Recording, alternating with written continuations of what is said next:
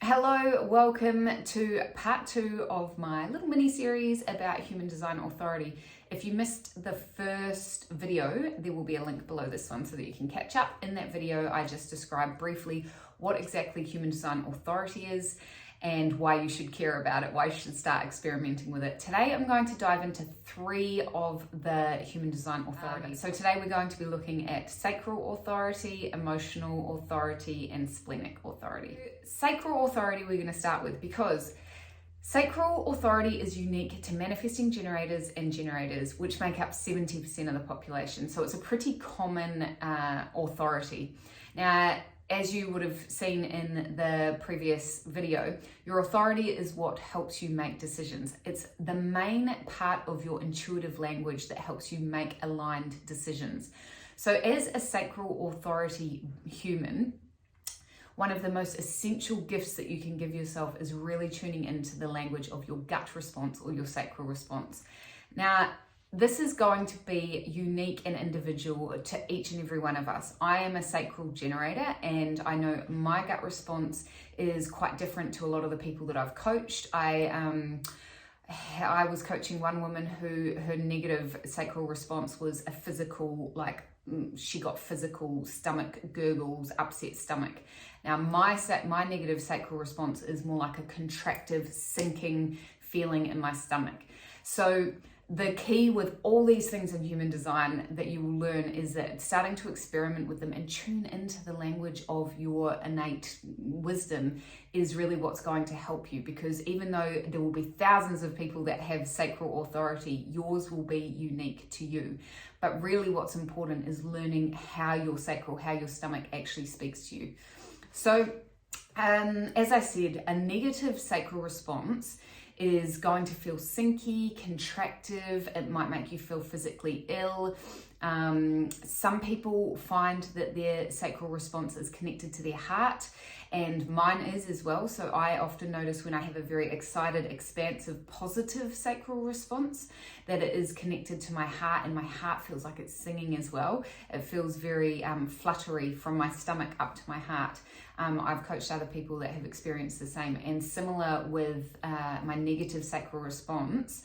Often, not always, but often it's connected to kind of like a heartache feeling in my chest. So depending on how strong the response is.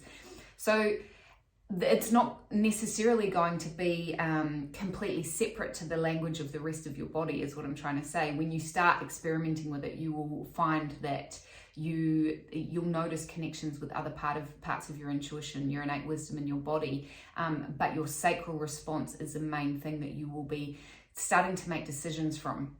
So as a generator or a manifesting generator, your strategy is to respond. And it's the sacral response is what you're actually waiting for. The sacral response is actually the way that you step into aligned action. So as a generator or a manifesting generator with sacral authority, you know, every single thing that is coming at you, the world is constantly giving you information to respond to. Always, every moment of every day, you're being given opportunities to respond. And the key is listening to your sacral response and then trusting it, starting to experiment with it so that you can step into aligned action. Your sacral response will guide you into the right decisions. It will guide you into aligned action. It will guide you into investing your energy in the right things, because as a sacral authority, it's really important that we are doing the things that light you up. The things that we're looking for is anything that makes you feel like it's feeding your sacral fire, literally feeding your sacral fire to make you feel more expansive. That is our jobs as generators and manifesting generators, is to keep creating energy by doing the things that give us those positive sacral responses, if you're a sacral authority. Yes, so I could go into a lot more detail, but that is really the basics of what it means to be a sacral authority, is tuning into the language of your gut response. Now, the things that you can start doing to experiment with that is literally setting the intention at the start of your day of, okay, today I am going to take notice of what my sacral is telling me. Just that simple act of bringing intentional awareness to your sacral response in the morning, so that as you go through your day, you can notice it and you can start journaling on it to build more familiarity with what your unique responses are. One other thing that I should mention is the sacral is a vocal energy center.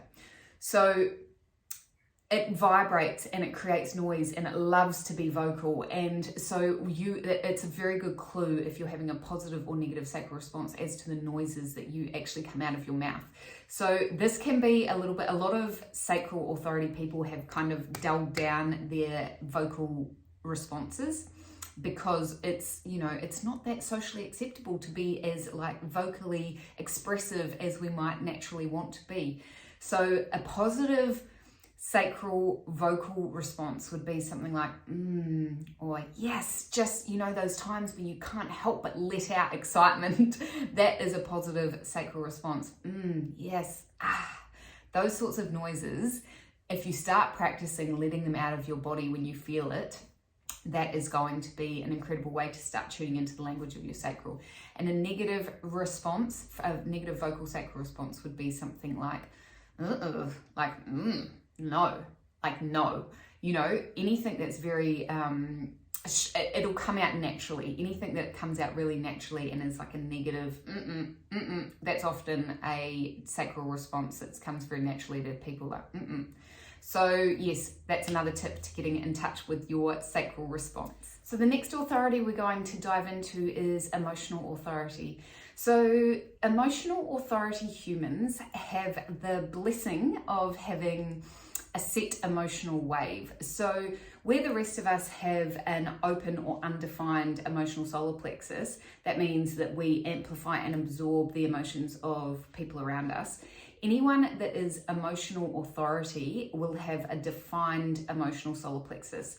And what that means is that they have a set emotional wave, a predictable emotional wave that it is imperative as emotional authority that you get in tune with, that you can understand, that you can start getting really intimate with your unique emotional wave. So just like the language of your sacral will speak to you in a very unique individual way, the language of your emotional wave will speak to you in a very individual way as well, and it will have a very individual but predictable wave when you get to know it.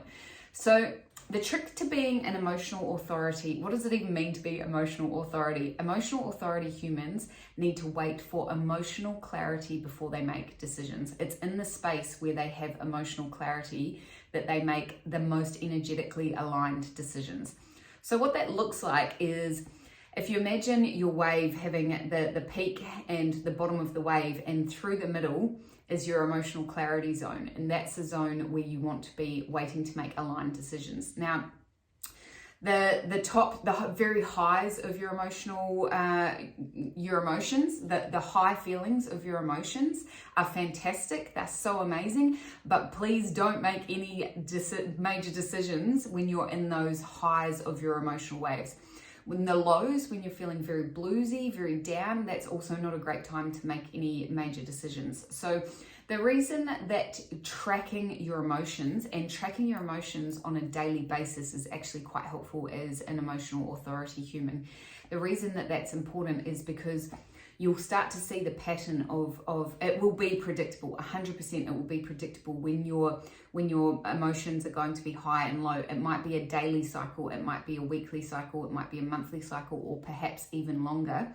It doesn't really matter, but to start getting in tune with that, you can start tracking your emotions on a daily basis. Even if you start in your journal, when you wake up, doing a bit of a body scan and also checking in with your emotions, record in the morning how you're feeling, record in the evening how you're feeling, and then keep doing that for a period of time until you'll see a natural ebb and flow of your emotional wave.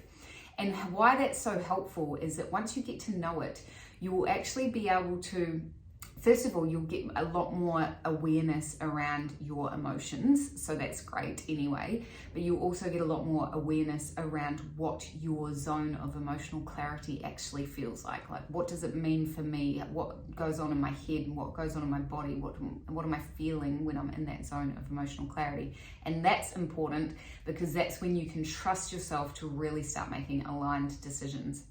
So yes, emotional authority is all about getting to know your specific emotional wave so that you can find the times when you are in emotional clarity, and then from that space you can feel things out. Does it feel good to you? Do you feel expansive? Do you feel contractive? Use your feelings and your emotions when you're in that emotional clarity. So it's like your wave is the macro, and you're trying to get into emotional clarity zone in the macro, and then on the micro level, once you're in that emotional clarity zone, you can use how you feel about things to help you make the energetically aligned decisions. So the last authority we are going to take a look at is Splenic Authority, and your spleen in human design is the home of your fears and instincts.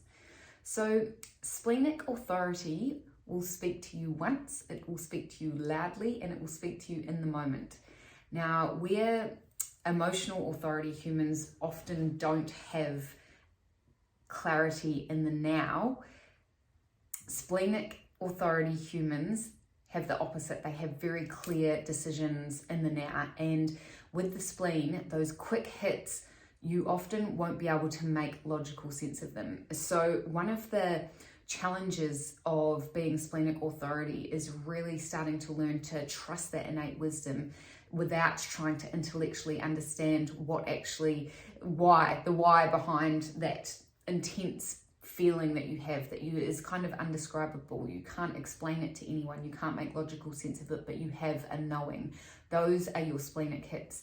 Now, if you are new to experimenting with your authority, your splenic authority, a really great way to do it is, first of all, like all the authorities, set the intention when you wake up in the morning of, okay, today I'm going to listen to my splenic authority. I'm going to be keeping, a heightened sense of awareness out for the language of my authority, my splenic authority. And by doing that, you're sowing the seeds in your unconscious mind of, really taking notice. And your unconscious will start looking for those splenic hits for you throughout the day, which is very helpful. And then once you have done that, you can, as you move through the day, when you start feeling those splenic hits, like, I had a really positive response in my body to this. Start taking notice of it, start recording it so that in the future you can reflect. So for example, if you had a positive feeling about something and you can't really understand why, but you know that you need to go and move towards something or take action towards something. If you don't feel safe enough to take that aligned action yet, that's totally fine. What you can do is just take note of what you were doing, what it felt like in your body, and what the decision was, what it was drawing you towards. If you feel safe to take aligned action, do it, write it down or record it, and then you can reflect later what unfolded, whether it was a positive situation or perhaps it wasn't so positive. And then, but if you don't feel like you can take aligned action, that's totally fine as well. Just the process of writing down your splenic hits, keeping track of your splenic hits, is going to be great for getting you in tune with the language of your spleen, what it feels like to you. It will be unique to you. And yes, so that's a great way to start really building your relationship with your splenic response in a safe, fun, playful way. And the more you do it, the more you will find that you notice your splenic hits more often, but building your own trust is really important through this process. Building your own evidence that your innate wisdom is actually very bloody wise. So my biggest tips for splenic authority humans is, first of all, set the intention to start really paying attention to those quick hits. Try and avoid trying to intellectualize the process. You won't be able to explain your splenic hits. They often don't make sense. So set the intention to listen and then start recording them. Start recording and reflecting on what your spleen is telling you, what your instinctive hits are telling you. So that's it for this week. Next week I will give you some more insights into authority by taking a dive into the other 4 of them, and yes, you can wait to receive that in your inbox, and I will send you the link. Until then, have the most amazing day and take care of yourself.